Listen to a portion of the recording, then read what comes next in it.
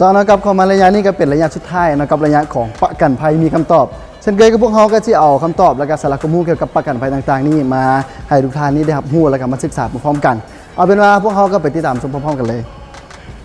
มีคำถามว่าหลักการทดแทนต่อความเสียหายจากอุบัติเหตุรถยนต์บริษัทอาเลียนประกันภัยลาวนี่กำหนดแบบใดเนาะและสิ้นส่วนความเสียหายน้อยหลายหรือว่าเสียหายหมดจะพิจารณาทดแทนคืนแบบใดเนาะสำหรับกรณีนี้ข้าพเจ้าขอชี้แจงอย่างนี้เนาะสำหรับความเสียหายที่เกิดขึ้นต่อรถที่มีประกันภัย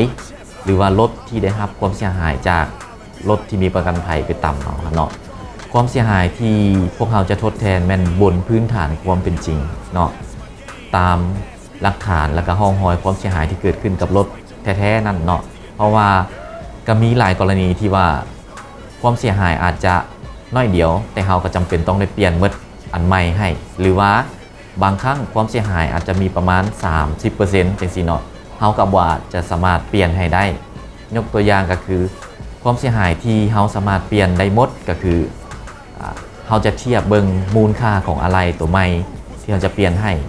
กับมูลค่าที่จะมาซ่อมแปลงคันสมมุติว่าซ่อมแปลงฮอด 70% จังซี่เนาะพวกเราจะตีราคาเป็น 100% ให้เลยแล้วเราก็จะเปลี่ยนอะไรอันใหม่ให้ตรงกันข้ามคันถ้าความเสียหายหากบ่ฮอด 70% สมมุติว่าอาจจะซีวายน้อยนึงหรือว่าบุ้มน้อยนึงจังซี่เนาะอันนั้นยังแม่นนอนอยู่ในขอบเขตที่เราสามารถซ่อมแปลงได้และบริษัทอาเลียนประกันภัยก็จะขอซ่อมแปลงให้อย่างใดก็ตามสำหรับกรณีการเปลี่ยนอะไรใหม่หรือว่าซ่อมแปลงเอานี้เนาะเราก็จะเบิ่งบนพื้นฐานความเป็นจริงเนาะคันถ้าว่าอะไรดังกล่าวหากเป็นอะไรที่ซ่อมแปลงบ่ได้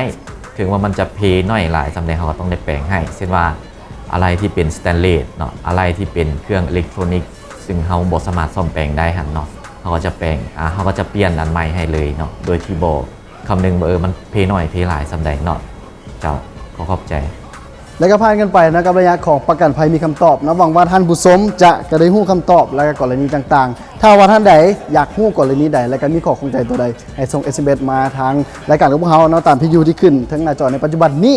และตัวนี้ก็เป็นระยะสุดท้ายหมดเวลาของทางรายการของพวกเราแล้วเนาะก่อนอื่นก็ต้องขอบใจกับทางห้างหรือว่าทางบริษัทสีเมืองกรุ๊ปที่ว่าเอื้อเฟื้อสถานีถ่ายทำและก็ข้อมูลที่ให้เราเจาะลึกในมื้อนี้ต่างๆแล้วสุดท้ายนี้ก็ต้องขอบใจกับท่านผู้ชมน้ำที่ว่าให้เกียรติที่ตามรับชมตั้งแต่ต้นจนจบรายการเนาะเอาเป็นว่าพบกันใหม่ในโอกาสหน้าก็แล้วกันสำหรับมื้อนี้ข้าพเจ้าอินทนุสินทร์ ชีวิไลศักดิ์หรือว่าอ้ายกับทีมงานออโต้เทรนทุกคนลาไปก่อนพบกันใหม่สบายดีEven when the rapping is whack, yo, what happened? When did we get happy with that? He old fashioned, but let's be happy he back, you heard me?